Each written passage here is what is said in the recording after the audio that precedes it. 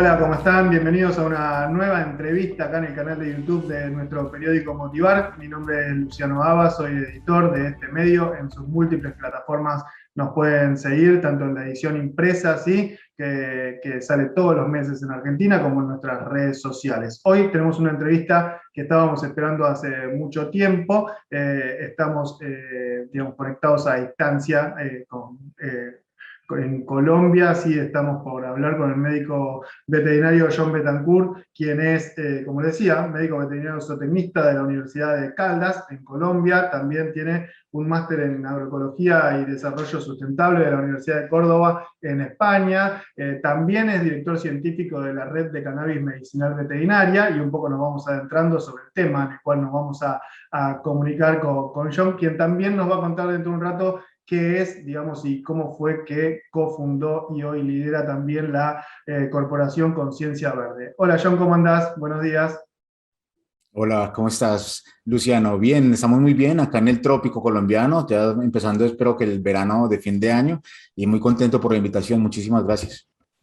Bueno, John, tengo varias preguntas para hacerte. Tengo también para seguir desarrollando tu currículum como divulgador científico en todo este tema que tiene que ver con el cannabis medicinal y su uso en los animales, que es el tema que nos encuentra hoy. Y que la primera pregunta me parece que es, para mí, por ejemplo, es una de las más importantes que tengo para hacerte, que es que vos, cómo, con toda tu experiencia, cómo nos podés, digamos, resumir cuáles son hoy los conocimientos que existen en cuanto al impacto del cannabis medicinal específicamente en la salud de los animales. Bueno, muy buena pregunta, creo que esa es la gran pregunta.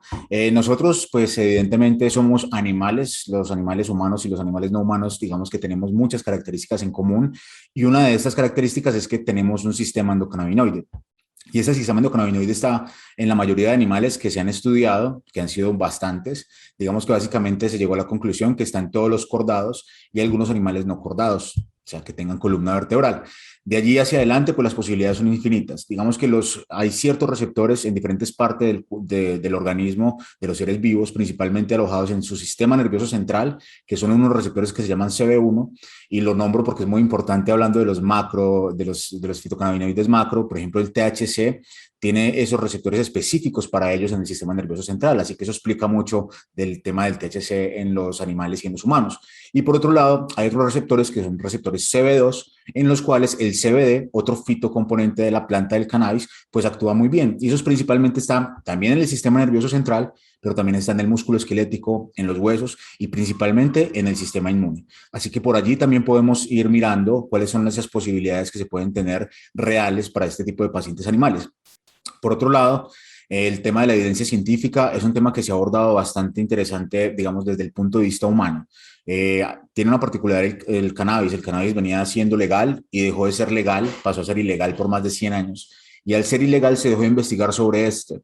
Cuando se volvió a legalizar o regularizar en ciertos países como Israel, pues empezaron las investigaciones, pero muy enfocadas hacia la línea humana, y saltaron un poco los modelos animales, incluyendo los modelos murinos. Eso fue en la década de los 60, 70 del siglo pasado. Así pues, digamos, en estos últimos 40 años que han venido de la investigación, desde que el profesor Rafael Menchula descubrió estos receptores, pues se ha venido investigando bastante a tal punto de que ya sabemos dónde está la distribución, por ejemplo, de los receptores cannabinoides en los perros. De eso ya, digamos, hay un mapa muy claro que salió más o menos hace 2 años o 3 años, el cual también ha guiado muchas de nuestras investigaciones. Por otro lado, hay un amplio estudio casuístico que es muy importante dentro del tema veterinario, perdón, dentro del mundo médico tal cual.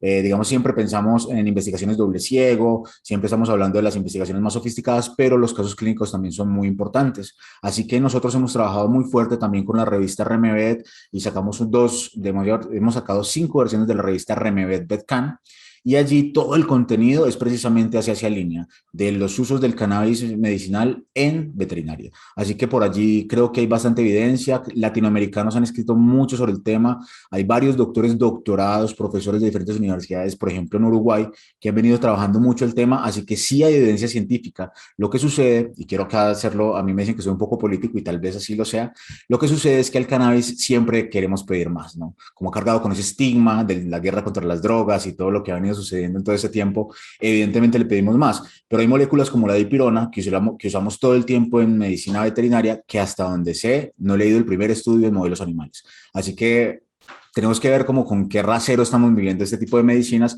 pero si me preguntas si hay evidencia, para muchas enfermedades sí hay evidencia. Lo que sucede es que el cannabis tiene un muy amplio espectro farmacológico, tiene más de 125 ápices farmacéuticos, así que el tema se complejiza a medida que profundizamos. Tal cual, John. Y vamos a tratar de ir profundizando en estos temas. Quiero volver porque arrancamos con esta pregunta que me parecía estratégica para lo que vamos a hablar a continuación en esta entrevista que tenemos para motivar, pero no quería dejar de recordar, sé que lo has contado varias veces, he visto entrevistas que te han hecho en otros medios, pero ¿de dónde viene, digamos, tu vinculación con el cannabis medicinal y cómo es que te fuiste metiendo en este tema hasta llevarlo a este nivel donde decís, estuve repasando específicamente también todo lo que tiene que ver con Remevet, Betcan, ¿sí? Que desde donde también vos sos miembro del consejo editorial y científico de la revista, pero bueno, no, ¿de dónde viene? ¿De dónde viene es la pregunta que sigue? Bueno, la historia arranca de una patología personal. Básicamente yo soy paciente epiléptico de nacimiento. Desde los primeros días de mi nacimiento empecé con epilepsias. Evidentemente no fueron muy bien diagnosticadas al inicio de mi vida, hasta más o menos los 7, 8 años que empecé ya con medicación y posteriormente ya hacia más o menos el año 2000, un poco más, 2000, 2001, empecé a tener epilepsia refractaria. El tema es muy complicado porque estudiando último año de la carrera veterinaria, que es bien dura, tenía casi que un episodio al día, me recuperaba en otro día, al otro día tenía otro episodio y mi vida era casi que una epilepsia, ¿no? Así que empecé a tener bajos rendimientos y mi vida cambió muchísimo porque los medicamentos alopáticos, y más cuando son varios, que en las combinaciones de esos cócteles químicos que les dan a los pacientes, pues también genera un efecto que le llaman la cárcel química, y es que las personas se ven bien y se ven normales y seguramente sí disminuye su patología, como era en mi caso, hasta que me volví refractario, pero uno cambia totalmente. O sea, la bioquímica nuestra es muy delicada y cuando hay tantos fármacos, definitivamente las personalidades cambian. Y a mí me sucedió eso. Así que cuando empecé a ver todos los efectos secundarios, no solamente sobre mi personalidad, sino también seguir con la epilepsia y al mismo tiempo tener los efectos secundarios, por ejemplo, a nivel hepático, en mis encías, ser fotofóbico, por ejemplo, que fue una de las secuelas que me quedó de tanto consumo de fenobarbital y fenitoína sódica, pues básicamente lo que sucede con todo eso es que uno empieza a buscar opciones, ¿no? Y muchas veces en la escuela o en la academia solo le ofrecen opciones alopáticas, químicos, esta pastilla, este inyectable, esto por vía intravenosa o este por vía oral, pero todo muy químico, así hayan tenido, digamos, precursores naturales, llámese hongos o plantas. Ese tema me empezó a llamar mucho la atención y más, digamos, con la presión médica que tenía de mi propio neurólogo, que quería hacerme una cirugía porque no encontraba un diagnóstico definitivo y me llevamos ya más de 10 años investigando cómo mejorar mi patología y yo no quería someterme a una cirugía y más con los conocimientos de medicina que ya tenía a esa altura. Así que busqué una segunda opción, un médico muy joven que llegó de Europa, traía unos libros muy interesantes precisamente sobre manejo natural, específicamente con cannabis en epilepsia. Y en ese momento en Colombia era totalmente prohibido siquiera pensar en esto. Si bien había un uso, digamos, por constitución política colombiana de un autocultivo, yo no era consumidor, ni me interesaba hacerlo, ni yo estaba muy en la onda de trabajar, estudiar y hacer lo que tenía que hacer, ¿no?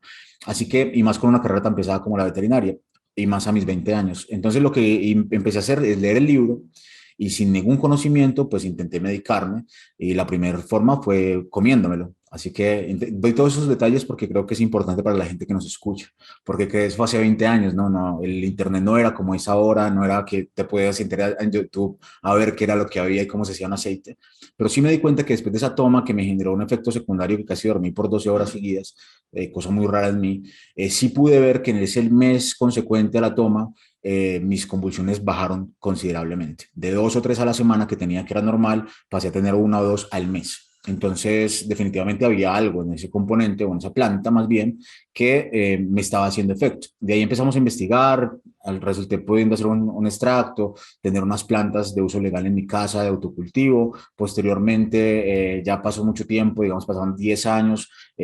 Yo como veterinario necesitaba también de alguna forma pasar ese conocimiento a mis pacientes y empezamos con un proyecto que se llama La Conciencia Verde, que es la ONG familiar, que surge precisamente de todo esto y con un enfoque médico médico, evidentemente, científico, pero con un abordaje también de paciente, ¿no? La importancia del paciente en el marco de una familia, del manejo individualizado de este paciente, llámese paciente animal o paciente no animal, perdón, o animal humano, pues no es mi fuerte, pero llámese, por ejemplo, en mi caso, mascotas, que era lo que más tenía. Y por allí fue donde empezamos a investigar con la Universidad de Berkeley, empezamos a hacer algunos trabajos desde la agroecología, que es una arista que venimos trabajando bastante fuerte, donde podemos ver las plantas medicinales, y por allí hicimos el énfasis. Hace 4 años en Colombia ya se reglamentó todo el uso de cannabis y empezamos con un proyecto ya educativo, una plataforma investigativa que pensamos como un ecosistema investigativo, académico y empresarial que se llama VEDCAN.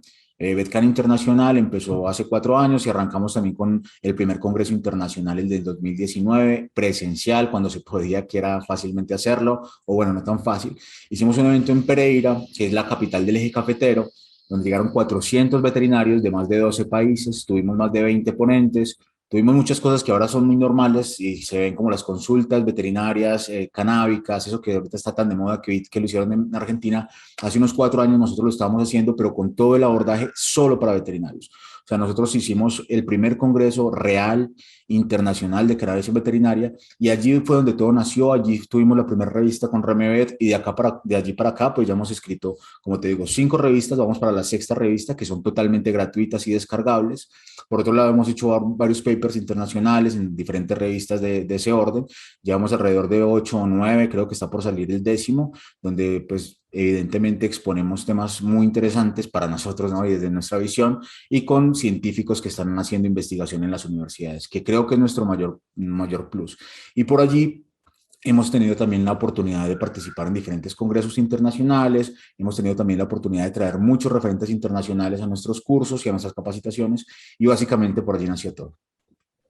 Bien, John, clarísimo, gracias por compartirlo, porque es parte de una cuestión científica hoy que estás llevando adelante y con toda esta vocación por volcar conocimientos en un mundo profesional. Gracias por contar la parte personal, digamos que de ahí viene todo este interés que ya se convirtió en tu día a día, ¿no? Es hoy, es tu día a día 100%. Sí, ahora estamos dedicados a estos 24/7, también es parte como del sueño. Esa época, digamos, de los inicios de hace 20 años han cambiado muchísimo porque la regularización de cada país lo ha permitido, y pues uno de lo que estamos haciendo es pues, definitivamente intentar llegar a tener productos de línea farmacéutica, que es de lo más complejo. Bien, y ahí, John, viene mi pregunta, que son varias, digamos. Voy a empezar por esto que repetiste algunas veces, vinculado a, bueno, también el surgimiento formal de RedCan tiene que ver con cuestiones legales, ¿no? ¿Cuáles son esas cuestiones legales básicas que tienen que tener los países, tanto como para que se pueda investigar, producir y comercializar medicamentos o complementos a base de cannabis en los animales? La pregunta es muy buena. Realmente el tema tiene que ver mucho con la historia. Yo no soy, digamos, la persona más idónea porque en esto, digamos, tenemos que ser muy claros. El cannabis es muy amplio y en este tema, digamos, hay un tema interdisciplinario fundamental. En este tema, por ejemplo, de políticas públicas y relaciones internacionales, leyes internacionales, pues hay politólogos principalmente y abogados, pocos, que están, digamos, estudiando bastante el tema. Pero digamos que siendo un poco irrespetuosos, te va a hacer un pequeño resumen muy por encima, pero es Sí. básicamente la planta del cannabis en los años 1800 a 1930 fue una planta muy usada, y principalmente en veterinaria, principalmente, disculpa la redundancia, en animales mayores, en animales de trabajo, los animales que en ese momento tenían mucho interés veterinario y interés para todo el mundo, caballos y vacas principalmente, y algunos rumiantes. Las mascotas no eran vistas en esa época como las vemos ahora, así que no hay mucho estudio sobre ello, pero hay temas interesantes. Pero en esa época ya habían productos de marcas que todavía existen y laboratorios que aún están vigentes, que sacaban tinturas y diferentes tipos de presentación para estos animales. Cuando en 1930 en adelante empezaron a prohibirse los cultivos de cannabis en todo el mundo, pues evidentemente surgieron muchas complejidades. Y una de ellas es que Estados Unidos empezó con esa política, con el Tax Act, creo que se llamaba la ley, y posteriormente, como pasan con muchas cosas, se replicó en diferentes países y empezó lo que hoy conocemos como la guerra contra las drogas, que tiene un tema político, un tema económico muy metido dentro, porque tiene el cannabis, digamos, en esa época ya era medicamento y le competía a la nueva ola del opio, que hoy vemos lo que sufrimos por el opio. Hay más de 200.000 muertes documentadas al año en Estados Unidos por exceso, digamos, por sobredosificación de opiáceos. y pues sin hablar del tema de las adicciones. El tema del cannabis pues evidentemente se ha satanizado muchísimo, ha tenido un componente racista completo, el tema de llamarlo marihuana, digamos, ya tiene un complemento racista profundo. También tuvo mucho que ver con la exclusión y la judicialización de muchos latinos, principalmente de mexicanos y comunidades negras, así que digamos que allí hay un tema muy fuerte que es muy bueno resaltar. Y posteriormente, digamos que los mismos países que generalmente regulan o persiguen o prohíben, que son Estados Unidos, Israel y todo ese bloque, pues empezaron a investigar y ellos mismos fueron los que empezaron a levantar esas prohibiciones. Así pues, el profesor Rafael Menchulá con un equipo de Estados Unidos en los 60 fueron quienes descubrieron o más bien redescubrieron de alguna forma y pudieron ver más bien los mecanismos de acción de ese sistema endocannabinoide que no se había descubierto aún.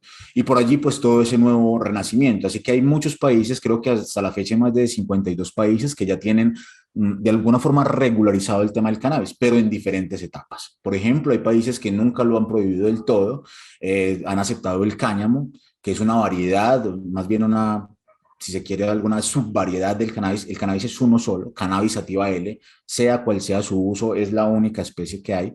Y el tema del cáñamo se sostuvo mucho y el CBD en algunos países, principalmente europeos, se ha manejado como un suplemento alimenticio y en Estados Unidos también. Así que el CBD, siendo un fitocannabinoide, se ha mantenido, digamos, de alguna forma vivo. Sin embargo, el THC, que es un componente de la planta muy controvertido, pero con un potencial medicinal inmenso, enorme, y es muy potente por lo mismo, tal vez 10 veces más potente que el CBD, pues es los que muchos países no han querido regularizar. Entonces, más de los 160 y tantos países que hay, solo 50 tienen regularizado el tema del cannabis como tal.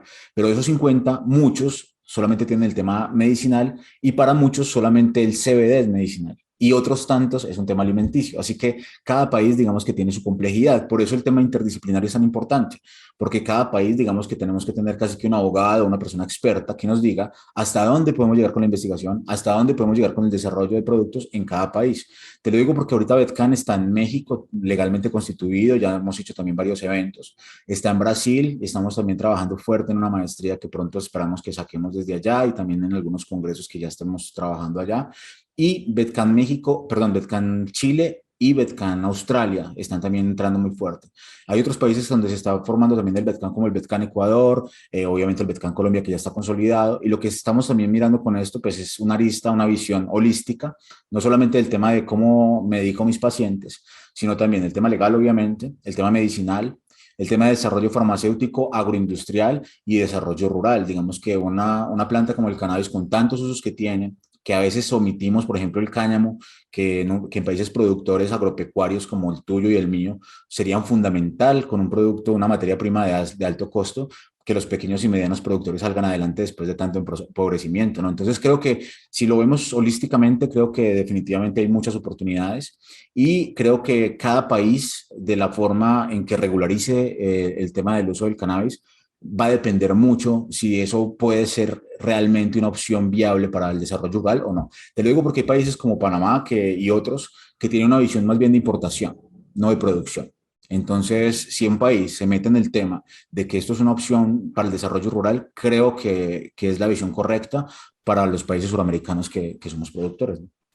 Ni hablar, y ojalá que así sea y que avancen las legislaciones. Bueno, pero escuchándote atentamente, John, también una de mis preguntas tenía que ver con esto, ¿no? Que en el mundo de la medicina veterinaria, ahora entiendo que al contrario de lo que ha ocurrido en la historia, hoy el boom es en las mascotas y los estudios o los ensayos clínicos o las pruebas clínicas se están dando en perros y en gatos, pero me quedan claro que tiene usos también, digamos, reales en caballos o en bovinos.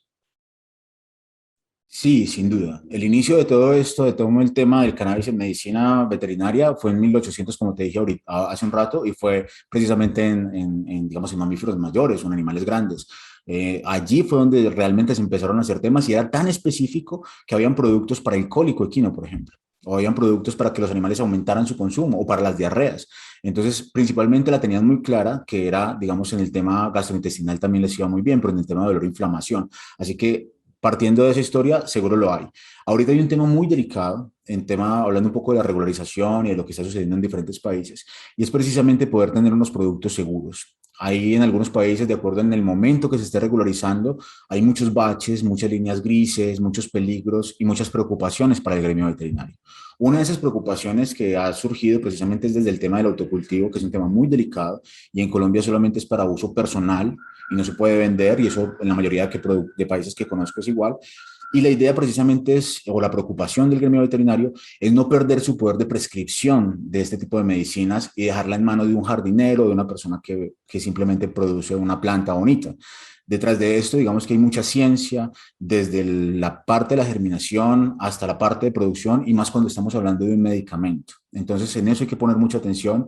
Creo que sí hay un boom, pero creo que ese boom tal vez ha sido mal entendido. Creo que hay que diferenciar muy bien y con una línea muy delgada lo que es un consumo de uso adulto, lo que es un autocultivo, lo que es una línea farmacéutica industrial, porque todo no se puede mezclar. Y si realmente lo que queremos es un desarrollo farmacéutico en el cual los pacientes puedan tener diferentes productos con la seguridad de que un veterinario pueda prescribirlo como cualquier otro producto. El ejemplo que doy siempre es, usted compraría una ketamina o usted compraría algún tipo de silacina o algún anestésico en la esquina de tu casa, porque eso se va a pasar. O sea, casi que en Colombia, y literalmente te lo digo, hay lugares, y en algunos lugares de Sudamérica y hasta de México, lugares totalmente ilegales donde la gente puede acceder a este tipo de medicamentos, con o sin cannabis, porque eso ya es otra discusión. Pero lo que sí te quiero decir que más allá del boom, tenemos que empezar a hilar más delgado, a definitivamente trabajar con la academia, a trabajar con las preocupaciones del gremio veterinario y no dejar, digamos, cabo suelto, ¿no? Cada país va a un ritmo diferente, pero creo que nuestro deber como veterinarios, nuestro deber como médicos es tener clara el tema bioético y saber qué es lo que necesitan y requieren nuestros pacientes, y en cada momento, digamos, de legislación de cada país, saber hasta dónde puedo llegar haciendo las cosas mejores, ¿no? Bien, buenísimo, John. Y voy a volver al tema de cómo se recomiendan estos productos, cómo se ofrecen en las veterinarias de Colombia, pero no me quiero perder, no quiero dejar suelto ningún cabo que después me digan, bueno, pero no me preguntaste específicamente contra qué patologías son las que está demostrado o hay mayor cantidad de evidencia de que efectivamente el cannabis medicinal tiene efectos sobre los animales. Es una muy buena pregunta. Y es una muy buena pregunta porque te decía al principio que hay un amplio espectro farmacológico del cannabis. Es una planta que tiene más de 126 ápices farmacéuticos, o sea, 126 compuestos que pueden tener cada uno potenciales farmacéuticos interesantísimos.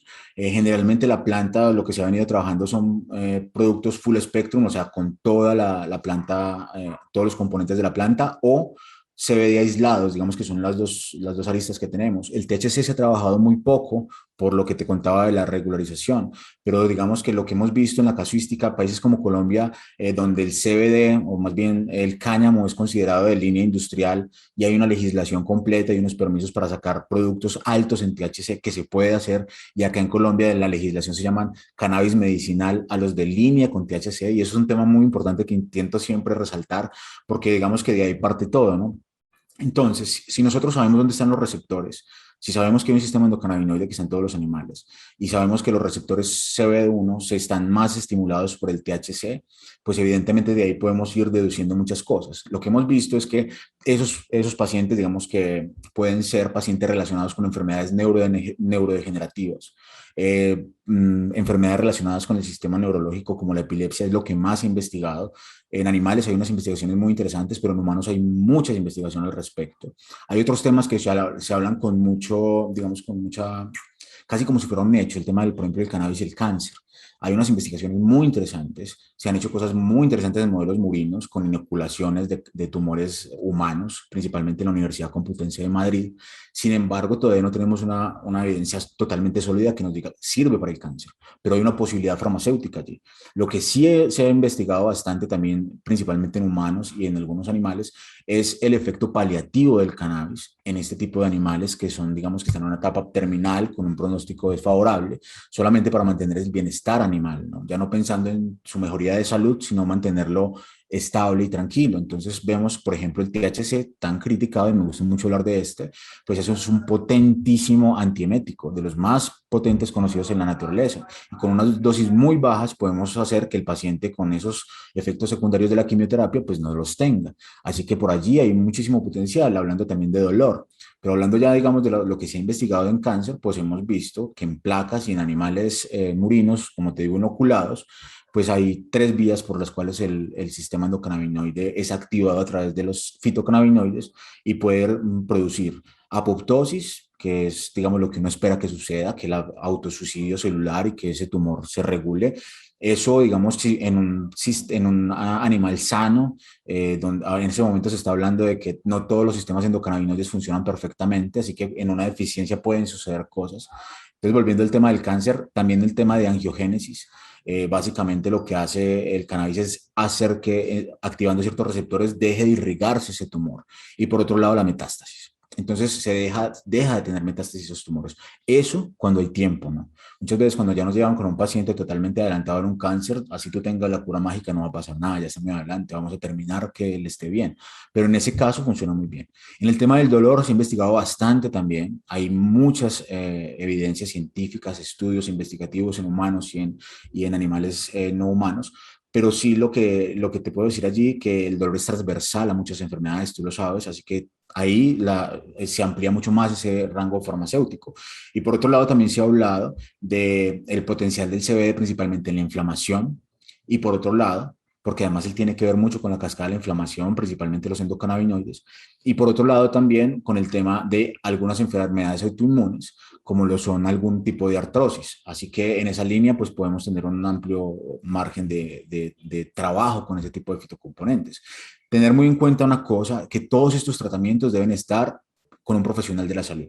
En el caso de humanos, médicos, evidentemente, pero en el caso de línea animal, debe ser un veterinario. En esto no puede ser un jardinero experto, seguro lo es y hay jardineros muy buenos, pero tampoco puede ser un agrónomo porque maneja muy buenas plantas. O sea, en esto, digamos, reitero, el tema de la interdisciplinariedad tiene que ser muy claro y el abordaje tiene que ser muy claro hasta dónde llegan los límites de quién.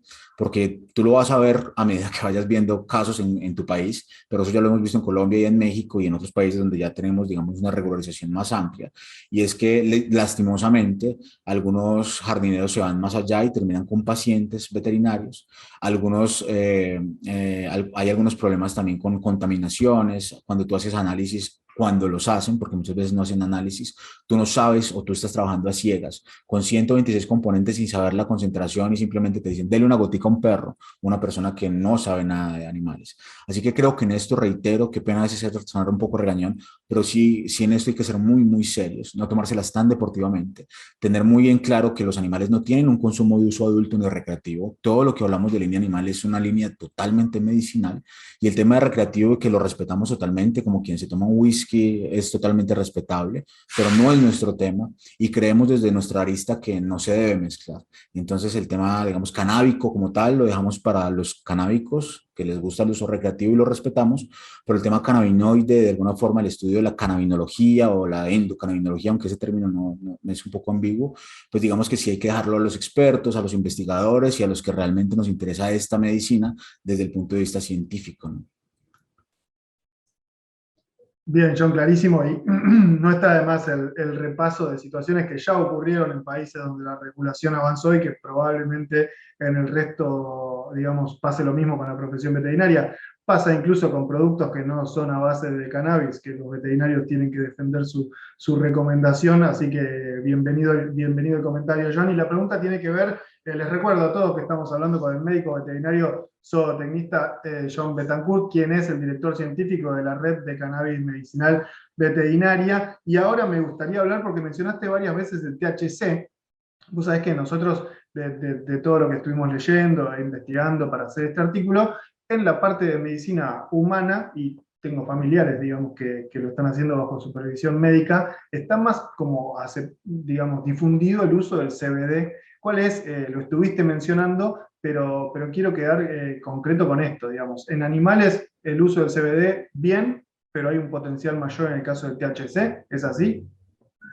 Desde lo que estamos estudiando y lo que hemos venido investigando, sí, digamos que se ha hablado muchísimo del CBD, hay una gran industria del CBD, hay muchos intereses económicos con el tema del CBD y realmente dentro de la misma industria veterinaria, digamos que tú lo analizas, siempre hay conflictos dentro de cada uno de los productos que van a venir a trabajar con el dolor, van a haber temas, pero dentro de la industria veterinaria también digamos que hay cierta resistencia al tema del THC. Y creo que tiene que ver un poco con el tema económico, sin embargo, creo que en esto hay que ser claros. Creo que es un componente que podría potencializar muchísimo lo que se hace con el CBD y por otro lado abrir una ventana grandísima de lo que se podría hacer en los pacientes con THC. El tema del THC sí es muy polémico porque es la sustancia, el fitocannabinoide que ha sido perseguido. Digamos que si tú ves la guerra contra las drogas, tú dices prohibido drogarse lo que muestra en una planta de cannabis. Pero dentro de los componentes del cannabis lo que realmente buscan es el THC, ¿no? Y es el tema satanizado desde los 70s por el uso recreativo. Entonces, digamos que en eso es casi que de coger con pinzas. Hace unos años el que hablara de que el THC era medicinal, seguramente prácticamente iba a la hoguera, como digamos en la época de las brujas.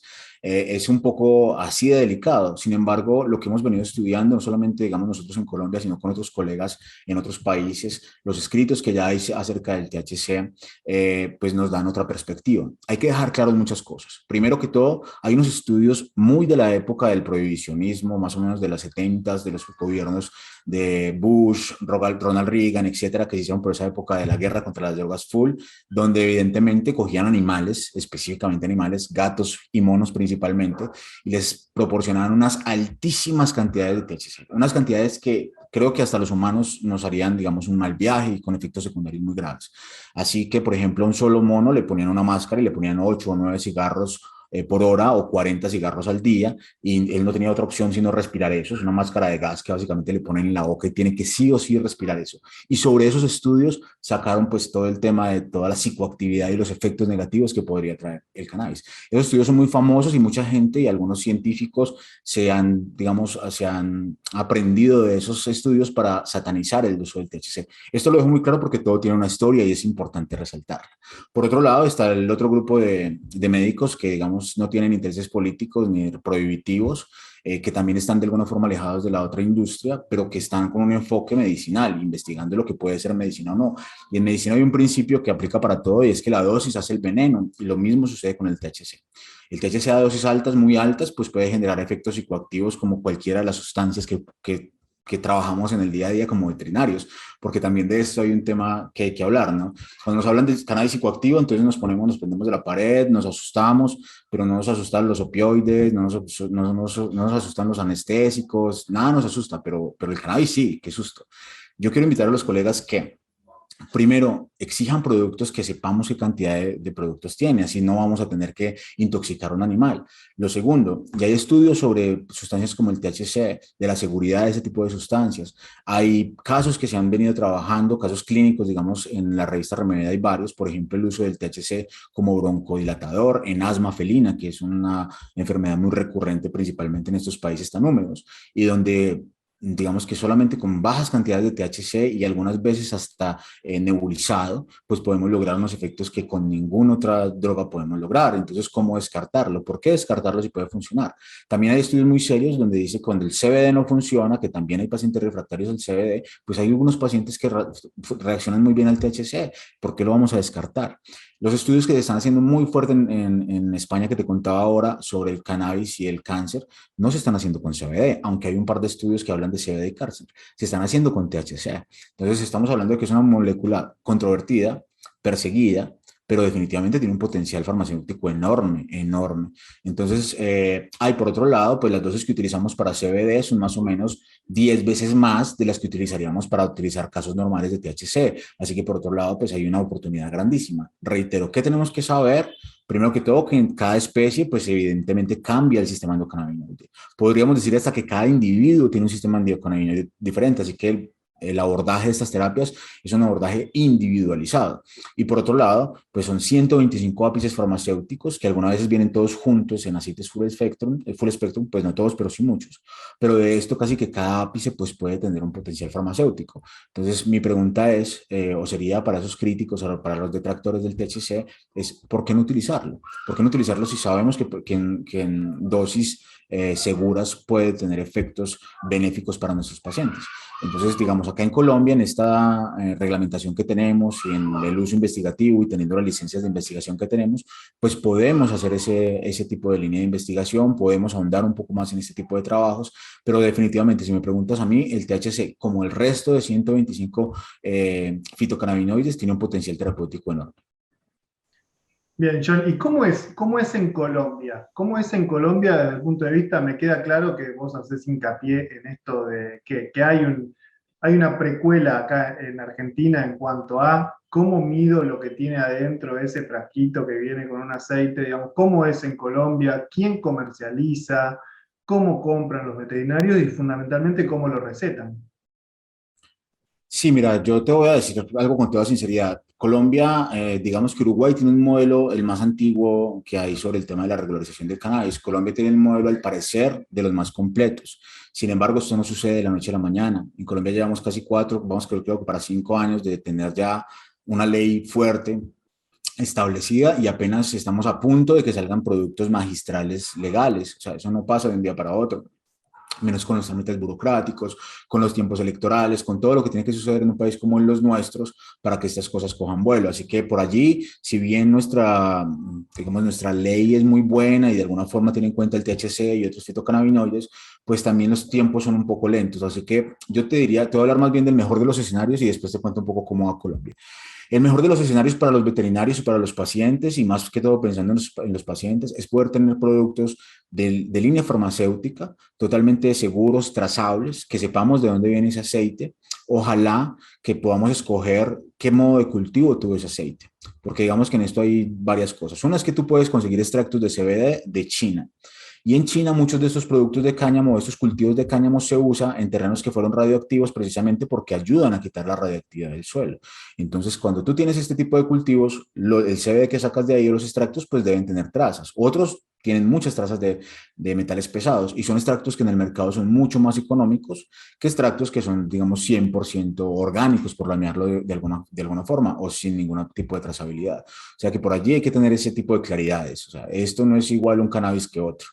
Por otro lado, el tema de tener una línea farmacéutica asegura que los procesos precisamente fueron, digamos, son acordes a la legislación de cada país. Lastimosamente, los productos artesanales nadie los controla, nadie los puede controlar y mucho menos los pueden medir. Entonces, tú en un producto no puedes basarte en que este frasquito échale 3 gotas si es gato y 5 gotas si es perro, y tú no saber ni qué fitocannabinoides tiene, ni cuántos miligramos por mililitro. Toda la medicina que nosotros manejamos es así. Las investigaciones que se hacen son basadas en la evidencia y se miden en miligramos por mililitro. La misma forma esperamos del cannabis. Así que si un productor no te puede ofrecer eso, yo creo que ya estamos trabajando a ciegas y es un peligro. Es como empezar a diagnosticar a un paciente sin verlo o por WhatsApp. Creo que es igual. Por otro lado, pues el tema de cómo se cultiva, y creo que en este momento que estamos hablando del cambio climático, que tanto Argentina como Colombia sufrimos las consecuencias, que sabemos qué impacta y qué no impacta hacia el cambio climático, pues en este momento, por ejemplo, en Estados Unidos hay un boom del cannabis, digamos, con otro uso, muchos estados lo han reglamentado de uso adulto, el tema medicinal, digamos, en veterinaria muy poco, porque la DEA sigue persiguiéndolo. Sin embargo, hay una presión enorme por sacar productos y la gente, digamos, por la idiosincrasia, por el acceso a tecnología y esto, han hecho unas producciones muy intensivas que se llaman los cultivos indoor, totalmente automatizados. Y esos cultivos ya se sabe que tienen un impacto gravísimo a la atmósfera porque producen mucho CO2, muchísimo CO2. Casi que por cada gramo de planta se producen 5.000 gramos de CO2. Y eso es una locura. Entonces, si tú ves una forma de producir así a una forma de producir en espacios exteriores, donde no tienes que tener todo totalmente controlado, donde no tienes todo automatizado, pues evidentemente esa huella de carbono es muchísimo menor y muchas veces es contrario, o sea, es más el aporte de oxígeno y la retención de carbono que lo que produce carbono. En ese momento creo que es fundamental empezar a pensar desde ese punto de vista. Entonces, si vamos viendo, no es solamente ver cuánto mide el producto, de dónde viene el producto, realmente que me den un examen donde yo diga cromatografía de gases, ojalá, donde pueda decir tanto de THC, tanto de CBD, tanto de CBG y tantos terpenos, por lo menos unas 4 o 5 lecturas donde la persona o el veterinario pueda guiarse y decir cuánto le doy a este paciente de acuerdo a su peso, ¿no? Y a su enfermedad. Eso sería, digamos, el estado ideal de todo. Todo regulado por un estado que sea proactivo, que además genere recursos para investigación, para que todo esto fluya. Desafortunadamente en Colombia estamos un poco atrás en este momento y pasa en todos los países y te va a pasar a ti. En tu país es que llegan una ola de productos en una línea gris increíble. Entonces van productos artesanales de Pepito Pérez, donde no sabes quién lo cultivó, sino que llegó a tus manos, o un paciente que ya llega con un frasquito que dice CBD y tú lo miras por dentro y tiene pepitas negras y contaminado, y igual no importa, se lo dan al perro que está enfermo, hasta importaciones de Estados Unidos, de Europa, de Uruguay, de todos los lugares donde es regularizado. Entonces, y productos legales que están intentando salir al mercado. Entonces es una locura poder manejarlo. En este momento en Colombia, es que es un país además que sufre del flagelo del narcotráfico y además del flagelo de la guerra contra las drogas, pues también es muy común encontrar extractos de línea de narcotráfico, ¿no? Entonces cogen una libra de marihuana de narcotráfico, le hacen una extracción y venden productos de eso y pasan por las calles vendiéndolo súper económico, a $2 por el frasco. Entonces, definitivamente es muy complejo, ¿no? Tener en cuenta eso. Entonces, creemos que más allá de capacitar los veterinarios, hay que también hablarles del tema bioético. El tema bioético abarca todo, abarca el paciente, abarca el producto y abarca el planeta. Ahora se habla mucho del concepto One Health, más allá del One Health, el Eco Health, pero más allá de eso es ver de dónde vienen lo que comemos, lo que nos toca consumir y lo que le estamos medicando a los pacientes. Entonces pensamos que si bien hay una gran oportunidad en esto, creo que detrás hay una gran responsabilidad. Acá en Colombia estamos atrasados un poco en eso. Digamos que la autoridad no ha hecho bien su labor en cuanto a la restringir tantos productos piratas o de línea gris. Las empresas han tenido mucho trabajo en el tema burocrático, se han demorado mucho los trámites, así que por eso te digo, hasta una de las grandes multinacionales que está acá en Colombia trabajando, intentando sacar productos, no los ha podido sacar. Y esperamos que el año entrante ya podamos tener por lo menos un producto de línea magistral totalmente legal, 100% legal, que esperamos que así sea, y algunos productos cosméticos de línea veterinaria, todo esto que te estoy contando, totalmente legal. En Colombia ya son legales en línea humana 2 productos. Sativex, que es casi que en todos los países lo que entra legal, no me preguntes cómo, después hablaremos del tema, y el otro, en este momento, pues es una línea colombiana, de una empresa colombiana, que se vende en diferentes droguerías, creo que se llama, de la empresa Procaps, y digamos que son los únicos en línea humana, y los línea humana están más adelantados. Y en línea veterinaria, solamente lo que te digo, magistrales, para el otro año seguramente en enero ya están 100%, y entiendo que ya hay una línea de productos cosméticos que tienen menos restricciones también en el mercado, de una empresa colombiana. John, ¿qué quiere decir magistral? ¿Qué quiere decir magistral 100% ilegal? Magistral como tal y 100% legal significa que tiene todas las licencias. Acá en Colombia la licencia las da el Ministerio del Interior y el Ministerio de Salud. Entonces, lo primero que tiene que tener una empresa es ser legal, legalmente constituida y tener las licencias. Por ejemplo, nosotros de nuestra empresa no producimos cannabis, ni producimos ni tenemos productos, pero sí tenemos una licencia de investigación científica para poder hacer todo esto, cosa que muchos otros colegas pues no tienen, digamos que la gran mayoría, por no decirte que ninguno. Entonces creo que esas son cosas que definitivamente tienen que diferenciar. Me perdí un poco de la pregunta que me estabas haciendo, pero digamos que... No, digamos, ¿qué quiere decir que son Ah, magistrales? ya, magistral. Magistral y regular. Digamos que la línea magistral, además de tener las licencias de producción y de fabricación, que son las que te digo que da el ministerio, también hay que tener una licencia o más bien unos permisos del ICA. El ICA es el Instituto Colombiano Agropecuario y es la entidad que tiene referente a todo lo veterinario, pone el sello. Entonces, si no tienes licencias, mucho menos vas a tener ICA. Pero todo ese tema de licencias se demoró mucho, mientras cultivan se demora mucho, mientras desarrollan productos se demora mucho y después sacar las licencias, los permisos del ICA ha demorado muchísimo. Entonces, el producto de línea magistral es un producto que el veterinario prescribe. Acá en Colombia, el veterinario tiene que hacer una prescripción en un formulario legal de Convescol, que es el Colegio Médico Nacional. Tiene que tener una historia clínica del paciente, como deberíamos tenerlo siempre, pero bueno, van a decirlo, y un consentimiento informado. Eso es lo que necesitamos en Colombia para prescribir. Entonces, en esa línea, pues digamos que el producto magistral, tú anotas exactamente qué cantidad de cannabinoides necesitas y ellos te hacen esa fórmula de acuerdo, digamos, a lo que tú pides, casi que individualizada. Esa es un poco la modalidad del tema magistral, que se hace con otros medicamentos, ¿no? No es nuevo en cannabis. pero es como el paso más reciente. De allí a sacar productos, acá en Colombia exigen investigaciones serias, y no, en ese momento no están exigiendo que, por ejemplo, quiero sacar este producto, pero la investigación la hicieron en Estados Unidos. No. Si quieres sacar un producto, tienes que investigarlo acá en Colombia, animales colombianos. Entonces, está un poco en eso. Creo que eso va a cambiar, esperamos que cambie, porque eso ha hecho que todo sea muy lento, porque sí queremos tener productos diferentes y ojalá que no sea solamente líneas magistrales. Y ahí, John, la pregunta tiene que ver con cuál es tu expectativa en que llegue formalmente un producto farmacéutico veterinario con su packaging cerrado, ¿sí? En las estanterías de la veterinaria. La primera pregunta es, ¿cuáles son las expectativas si ves a la industria farmacéutica interesada en este tema? Y lo segundo es, ¿cuál sería ese uso? ¿No? ¿Cuál te imaginas que va a ser el primer uso de ese primer producto farmacéutico? Bueno, son buenísimas las preguntas. Nosotros estamos haciendo algún desarrollo con algunas empresas. Afortunadamente, pues asesoramos empresas acá en Colombia y en otras empresas de Latinoamérica, y ha sido un camino muy largo. ¿E interés de las empresas? Sí hay interés de las empresas. Hay interés del Estado. Nosotros hemos estado en reuniones con el ICA, el instituto que te conté ahora, y sus 25 veterinarios sentados en foros abiertos, en intercambio de saberes. Hicimos 5 sesiones. Ahora estamos en un curso internacional y ellos también están con nosotros haciendo el curso internacional. Digo esto porque en muchos casos el tema del conocimiento es fundamental. Ni a ellos, los del ICA, ni a nosotros en la universidad nos prepararon para esto. A los que les hablaron de cannabis, les hablaron del cannabis como toxicología, como un tema de intoxicación, no como un tema medicinal. Así que no podemos esperar que las entidades estén preparadas para esto. Así que nos tocó, digamos, bajarnos un poco a, digamos, hacer el tema casi que de educación no formal, porque ninguna entidad, ninguna universidad quería afrontarlo. Y por otro lado, casi que nos ha tocado un diálogo de saberes con las entidades que tienen todo el conocimiento y que son veterinarios muy preparados, pero que no tienen el conocimiento sobre esta planta. Entonces, digamos que nos ha tocado hacer eso. Y espero que ese tipo de copias, de cosas, perdón, si las copien, que se puedan hacer también más fácilmente, que no dejen pasar tanto tiempo en Argentina para hacerlas, para que tengan algo más rápido para hacer.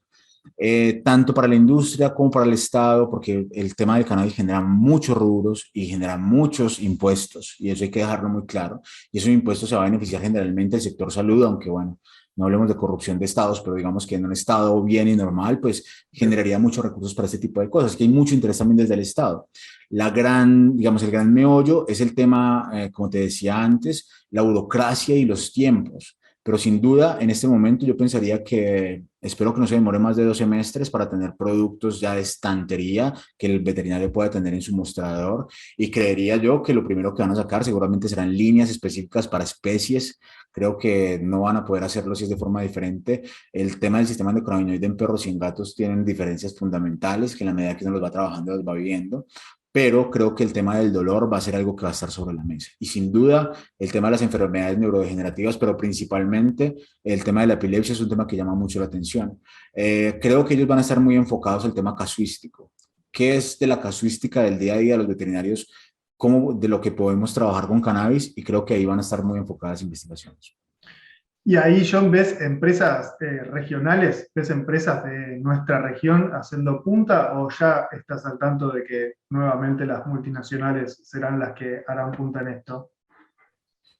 Es muy difícil esta pregunta y es muy difícil, digamos, el tema es complicadísimo porque en esto hay muchas empresas y muchos diferentes tipos de empresas.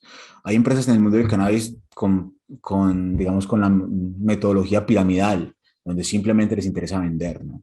Y es un tema que también hay que dejar muy claro, no todas las empresas de cannabis son iguales. Hay otras empresas que son más interesadas en meterse a una bolsa accionista y vender acciones y especular y no tener productos. Hay empresas muy grandes de cannabis con muchísimo dinero, con muy escasos productos y que han hecho más bien del boom y de la especulación su gran negocio.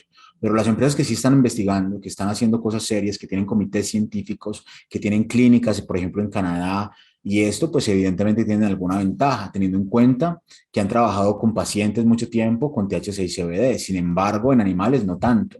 Por ejemplo, las multinacionales canadienses tienen muy poca experiencia en el mundo animal con cannabis porque en Canadá no pueden prescribirle a los animales. O sea, no está legalizado. Está legalizado el recreativo, el uso adulto, el uso medicinal en humanos pero no está legislado el uso en veterinaria, así que no han podido hacer mucho al respecto. Por allí vemos que hay mucho potencial latinoamericano para que se pueda desarrollar productos de esta línea. Por otro lado, países como Colombia no van a tener restricciones con el THC, cosa que el 90% de los países que han regularizado van a tener restricciones con el THC. Así que países como Colombia y otro par, tal vez México, si se mueven bien, van a poder tener la opción de investigar y trabajar y producir con ese tipo de fitocannabinoides. Y creo que definitivamente va a ser una opción fundamental. En esto creo que es un poco lo que está sucediendo en Colombia, seguro lo que sucede en Uruguay, pero lo hablo más por Colombia, es que las empresas frente a tanta problemática les ha tocado unirse y agremiarse, sean grandes, medianas o chicas. Hay agremiaciones de grandes, hay agremiaciones de grandes y medianos y hay agremiaciones de chicos y otros de chicos y medianos. Esto lo digo ¿por qué? Porque creemos también que en este tema, como en otros temas, pues definitivamente el tema gremial tiene que hacer mella. O sea, tenemos que unirnos de alguna forma los académicos, los investigadores, los pacientes, la industria y el Estado para que esto realmente se vuelva una realidad, porque si no vamos a seguir nadando en círculo, va a ser muy difícil salir adelante. Bien, John, habíamos hablado previamente que esta entrevista íbamos a tener 1 hora para conversar. Venimos bien, nos quedan unos minutos para las últimas preguntas, siempre muy interesante. Y a todo tengo una repregunta, pero no me quiero saltear cosas que para nuestro informe van a ser relevantes como las que venimos hablando. Me mencionas Colombia, me mencionas Uruguay. ¿Podés aportarnos en qué otros países está habilitado el uso en animales? Porque en Canadá no, pero por ejemplo en Israel, en esos lugares está. Bueno, esa es una muy buena pregunta y realmente no estoy muy habilitado para contestártela, pero sí, mira, ahorita en el VetCan, que estás totalmente invitado y también te vamos a enviar unos pases para que puedas darle a tu equipo y otras cortesías que puedas también darles a tu audiencia. El VetCan realmente vamos a tener una sala completa del tema. Lo que te puedo decir es que, por ejemplo, en países como Australia y Nueva Zelanda, la legislación está cambiando muchísimo. Son países muy grandes y muy fuertes donde van definitivamente a tener un impacto global. Vamos a tener invitados de Australia y de Nueva Zelanda en el VetCan, hablándonos de cómo está cada uno de esos países. Así que te invitaría a hacerlo, digamos, si quieres estudiar fuerte eso, pues para el VetCan saldría, pero así por encima, un mapeo rápido, los países que más están trabajando en línea veterinaria, o más bien, sí, digamos que de norte a sur, Canadá tiene restricciones, hasta el momento los veterinarios canadienses no han podido cambiar esa ley y les va a quedar muy difícil hacerlo. En Estados Unidos, hasta que la DEA no dé el brazo a torcer, tanto el tema medicinal en humanos va a estar muy difícil, pero principalmente en veterinaria, porque es un tema casi que dejan de segundo plano, porque son otras entidades las que lo regulan, pero mientras la DEA esté allí, ellos en este momento casi que ni pueden hablar de la posibilidad de tratar con cannabis a un paciente, así que está muy difícil. Sin embargo, México en este momento ya se puede prescribir con cannabis, hay empresas muy fuertes trabajando ya hace varios años, empresas con las que hemos venido trabajando, de alguna forma profesionales con que también formamos el VetCan allá en México, es porque la industria también ya está fuerte y hay muchos veterinarios que les interesa y ya están prescribiendo. Así que son países que tienen mucho potencial. En Centroamérica hay legislaciones que han venido cambiando como las de Costa Rica y ahorita la de Panamá. La semana pasada cambiaron totalmente la legislación. Nosotros estuvimos, y mira cómo son los ritmos, nosotros estuvimos hace 2 años en Panamá, en la Asamblea de Panamá, que es como el Congreso de Panamá, hablando precisamente de las oportunidades farmacéuticas del cannabis en veterinaria y también de un poco la experiencia personal con el cannabis, porque también querían hablar del tema como paciente, ¿no? Como epiléptico que soy. Así que eso fue hace 2 años y apenas hasta hace una semana legislaron el cannabis. Y lo legislaron, como te contaba un poco, aunque eso todavía no está muy claro, como un país más bien importador-exportador, no como productor, pero definitivamente donde médicos y veterinarios van a poder usar la planta. Colombia pues tiene una legislación donde abiertamente desde el primer decreto salió, desde la primera ley, perdón, salió que médicos humanos y médicos veterinarios podíamos prescribir cannabis. Así que por allí ya estamos bien. Ecuador tiene una legislación interesante, aunque es más benévola hacia el CBD. Allá estamos trabajando también en VetCan Ecuador. Brasil ahorita solamente se puede utilizar en ciertos casos con unos permisos especiales en el tema investigativo, pero estamos totalmente seguros que eso va a cambiar muy pronto, tal vez en el próximo gobierno que ya está por entrar o seguramente el año entrante ya van a regular, pero estamos seguros que un país de más de 120 millones de habitantes, donde ya se usa el cannabis, donde ya está plenamente demostrado, pues también va a crecer. Tenemos también allá un VetCan Brasil trabajando fuerte. Y de ahí hacia abajo, por ejemplo, Chile, los médicos veterinarios pueden prescribir, pero hay un problema gigantesco con productos, nos contaba la doctora Francisca Medina. Argentina, que entiendo que tiene, digamos, una mentalidad de alguna forma hacia que esto se regularice. Creo que hasta ahora no ha podido hacer grandes pasos como ustedes esperaban. Creo que el tema investigativo sí que está, pero no hay una ley que realmente faculte a los médicos veterinarios para que prescriban, y eso es algo muy grave que esperamos que cambie. Hace 2 años también estuvimos haciendo unos videos y un lobby para que esto cambiara, pero esto tiene unos ritmos muy diferentes.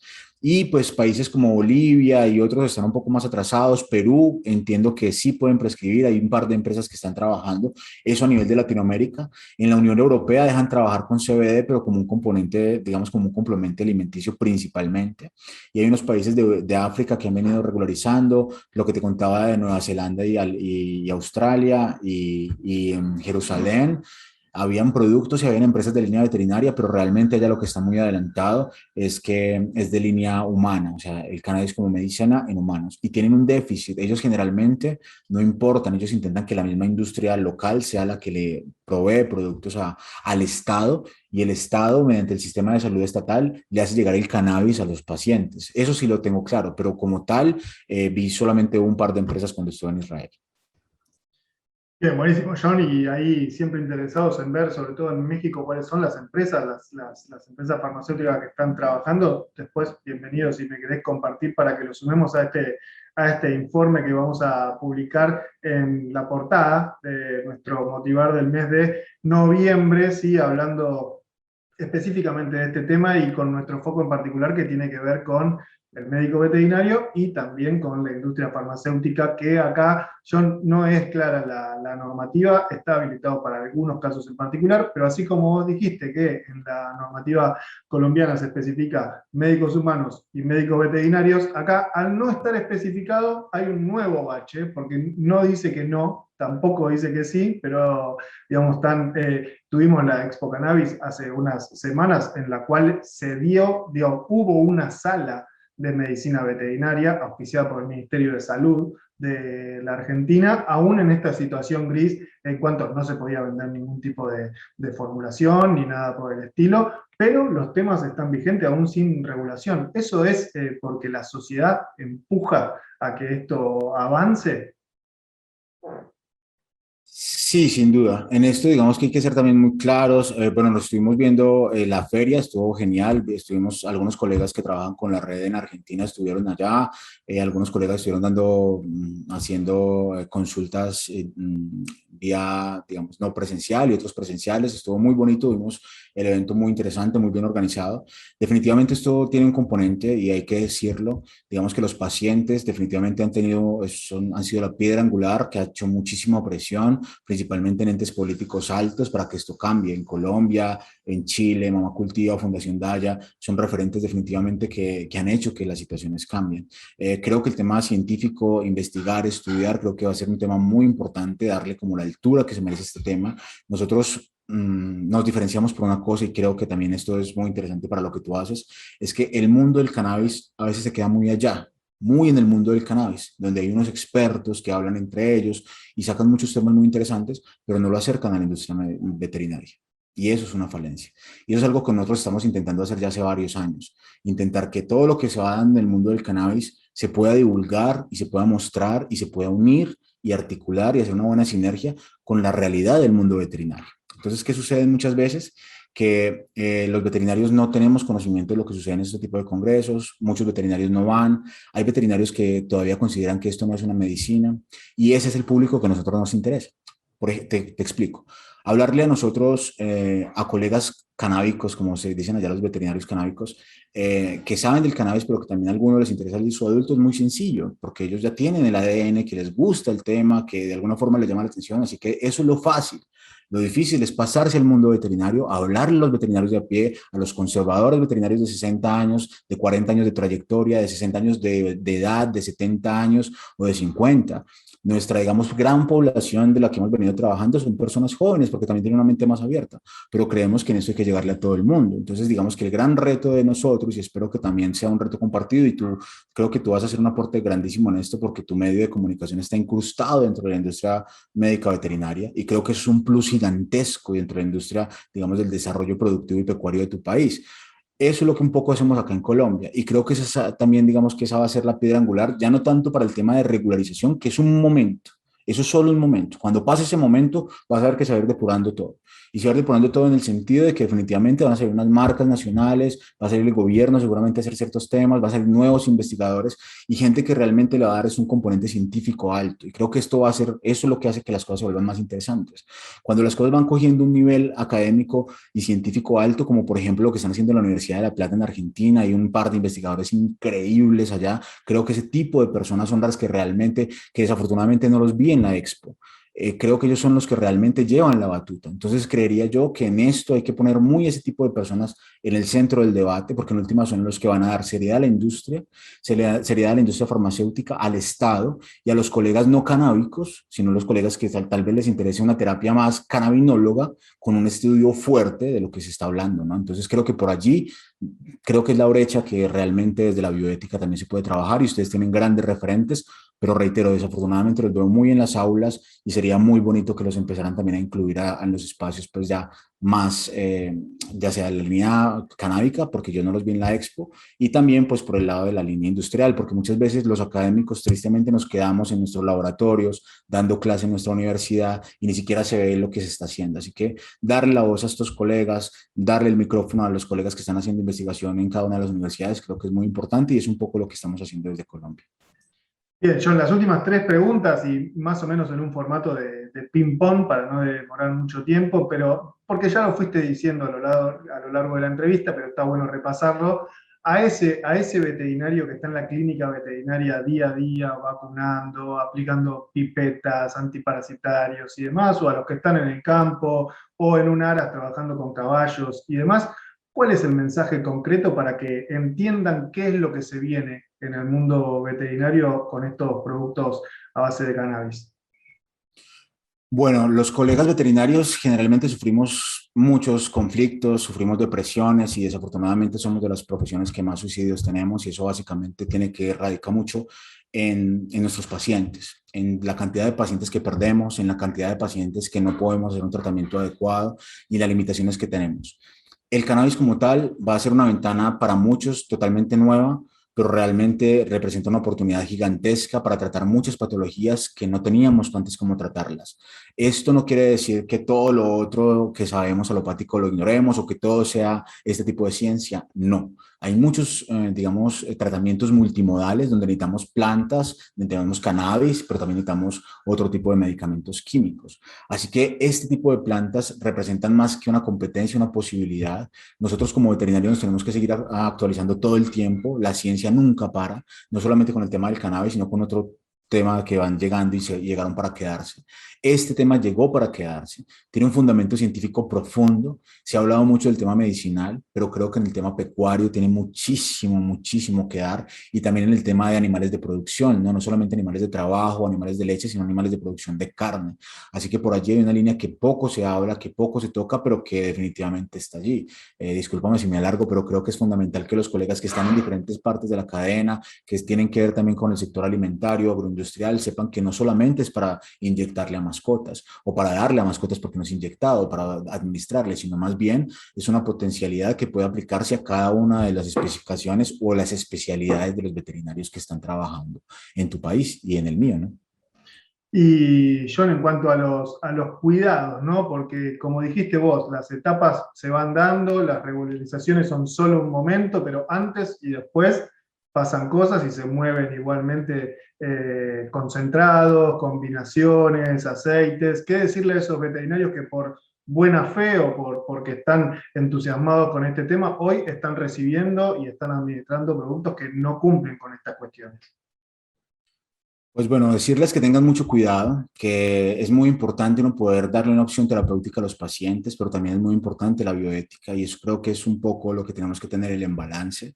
Si nosotros podemos tener un acceso a unos aceites, así sean artesanales, pero que sean medibles, que realmente tengan una trazabilidad, que sepamos que realmente el origen y principalmente que sean unos aceites lo más cercano a una línea farmacéutica, que créeme que es muy difícil que cumplan estos tres objetivos, sin contar de la forma en que se cultiva, porque yo conozco unos cultivadores que tienen unas plantas hermosas, totalmente orgánicas, agroecológicas, pero también hay otros que tienen unas plantas espectaculares y utilizan químicos. Y en esto hay que dejarlo muy claro, muchos de nuestros pacientes son pacientes crónicos, donde el resto de su vida, como en mi caso, van a tener que suministrarse cannabis en aceites. Así que si tenemos restos de algún tipo de pesticidas o químicos, evidentemente vamos a tener una mala terapia, una mala praxis.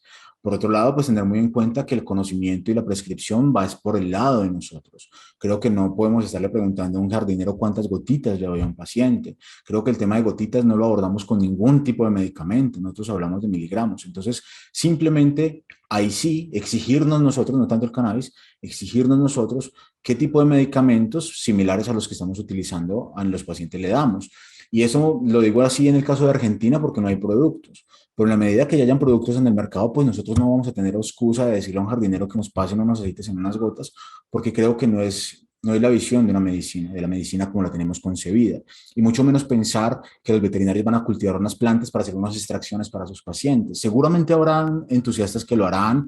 Hay muchas personas que ya tienen relación con la planta, que ya han sembrado para su uso personal, pero no es el plus, ¿no? Realmente la gran cantidad de veterinarios son veterinarios que están en su clínica, que no tuvieron conocimiento del cannabis y que lo que vende el cannabis seguramente es algo, digamos, tabú o que tiene todavía un peso legal muy grande y desafortunadamente, digamos, la falta de información es una de las falencias que tenemos ahora.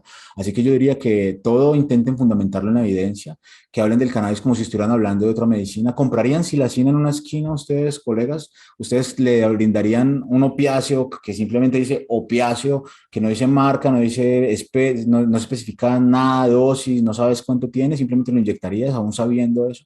El cannabis como tal puede tener intoxicaciones, sin duda, pero la mayor cantidad de intoxicaciones que se ven en la clínica diaria no son por sobredosificación de un veterinario. Es más bien cuando se regulariza el uso recreativo, un perro llega y se come un brownie con cannabis o simplemente se come un cogollo porque huele rico. Entonces ahí es donde vienen realmente las intoxicaciones. Si un veterinario sabe cuánto hay realmente por cromatografía en un aceite, es muy difícil, si tiene conocimientos básicos, si sabe el tema de dosificación, no va a intoxicar a un paciente. Entonces creo que eso depende mucho del producto, del veterinario, reitero, de la bioética y del momento legal del país.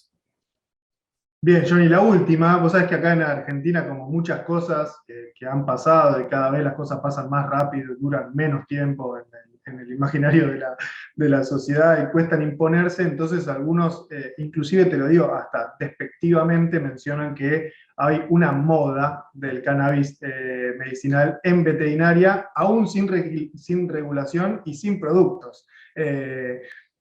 ¿Cómo hacer para que no quede en un término tan así, tan vacío como que es una moda? ¿O cómo podemos hacer para que no quede en la palabra boom y realmente llegue a concretarse esto que vos decís, ¿no? De que los profesionales tengan una herramienta validada que provea de la industria farmacéutica, que tenga respaldo, trazabilidad, protocolos y demás.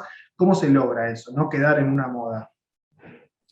Creo que el tema se tiene que mirar de una forma holística. Creo que es fundamental dejar de mirarnos el ombligo y pensar que somos los que estamos haciendo algo nuevo. Esto ya se ha investigado, muchos investigadores ahí han dedicado su vida a esto. Hay doctorados, por ejemplo, la doctora Nadia Crosignani, veterinaria, doctorada en temas de dolor, que ha estado trabajando esto hace muchísimos años, que ha venido con una trayectoria amplísima. La doctora, se me olvida el nombre, la doctora de la Universidad de La Plata, que también tiene unos papers increíbles. Creo que en esto tiene que haber un buen componente equilibrado del tema de políticas públicas que deje específicamente y claramente que los veterinarios pueden acceder a este tipo de tratamientos, pero también donde se pueda abrir ampliamente una oportunidad para que los pequeños productores del campo pues tengan esta opción de cultivar también. Creo que si podemos empezar a pensarnos como lo que te contaba un poco en el marco de la sostenibilidad ambiental, en el marco de la bioética, pues creo que podemos ir mucho más allá. Y esto es básicamente un trabajo interdisciplinario donde todos trabajan en equipo, incluyendo el país como Estado, pero incluyendo también la industria. Porque esto también es un pensamiento muy romántico y el tema muchas veces está relacionado al autocultivo y tal vez una visión un poco hippie de cómo es esto del cannabis, pero esto definitivamente es una medicina, no lo podemos ver como menos, porque también sería faltarle el respeto a nuestros pacientes y a la propia planta. Entonces creo que de esto tenemos que tener muy en equilibrio esto. Creo que tenemos que tener claros que el autocultivo no es la panacea, el autocultivo no es la solución. El autocultivo no les va a dar para que puedan llegar a todos los pacientes que necesitan este tipo de planta. El autocultivo además es muy difícil de regularizar y en Colombia, por ejemplo, el autocultivo es no comercializable. absolutamente no se puede comercializar. Entonces, en esa línea, pues evidentemente no va a poder llegar a ser, digamos, lo que queremos, que sea, digamos, un medicamento seguro de línea farmacéutica.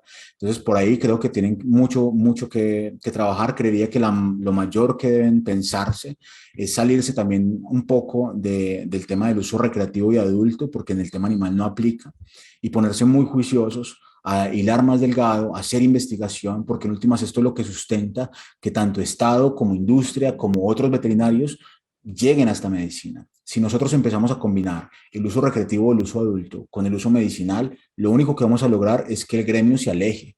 Si nosotros no abocamos porque la prescripción sea específica de médicos veterinarios y solo de médicos veterinarios, créeme que esto no va a tener lugar, ni va a tener crecimiento, porque va a tener restricciones en la industria, porque la industria lo va a ver con malos ojos, porque no me refiero a la industria de solamente las corporaciones. Dentro de la industria veterinaria estamos todos los veterinarios. ¿Sí? ¿Quiénes compran los medicamentos? ¿Quiénes prescriben? ¿Quiénes compran las vacunas? En nuestras clínicas. En cada una de nuestras clínicas es que hacemos esa dispensación. Entonces, si no nos pensamos en ese conjunto, si no nos vemos enmarcados en un sistema similar, creo que vamos a cometer muchos errores. Entonces, yo les pediría, o más bien les aconsejaría, si es la palabra, pensarse un poco, digamos, de una forma mucho más seria, ¿no? Un poco de una forma viendo realmente un panorama, teniendo muy claro el tema del cambio climático, teniendo muy claro el tema del desarrollo que pueden tener rural con este tipo de productos, pero sin descuidar el paciente, ¿no? Creo que es el eje fundamental de todo esto. Bien, John, estuvimos escuchando durante prácticamente una hora al médico veterinario zootecnista John Betancourt, recibido en la Universidad de Caldas, en Colombia, donde está conectado hablando con nosotros. Sí, es director científico de la Red de Cannabis Medicinal Veterinaria y también cofundador y líder de la corporación Conciencia Verde, entre otras cuestiones que vamos a estar destacando también en nuestro artículo impreso que vamos a estar compartiendo en el mes de noviembre. Bueno, John, encantado primero de conocerte, agradecido del tiempo que nos dedicás y de la claridad con la que expresás estos conceptos, que a veces son muy difíciles, a veces, como decís vos, están rodeados de preconceptos y de desconocimiento, así que un gusto poder hablar con vos con esta claridad y que nos puedas aportar para que podamos comunicarlo como corresponda, ¿no? Que es bien. Muchísimas gracias. Cuenta con nosotros para lo que necesites. Dentro de la red hay muchos veterinarios de muchas aristas, trabajadores de equinos, hay politólogos, biólogos, si necesitas algún otro tipo de entrevista. Y cuenta con nosotros. Acuérdate de la invitación al VetCan, que es totalmente libre de las becas para tu equipo. Y ahí nos vemos para que podamos profundizar esos temas. Y espero que no sea la última vez que nos veamos, Luciano. Claro que no, John, quedemos en contacto tanto con Motivar como nuestros distintos medios acá en Argentina, a favor siempre de difundir todo lo que tenga que ver con la ciencia y con la medicina veterinaria. Así que bueno, te agradezco, te voy a despedir formalmente, pero no te vayas, así nos despedimos después fuera de cámara. Como les decía, mi nombre es Luciano Aba y un gusto poder estar una vez más con ustedes en este tipo de entrevistas en primera persona para Motivar. Chao.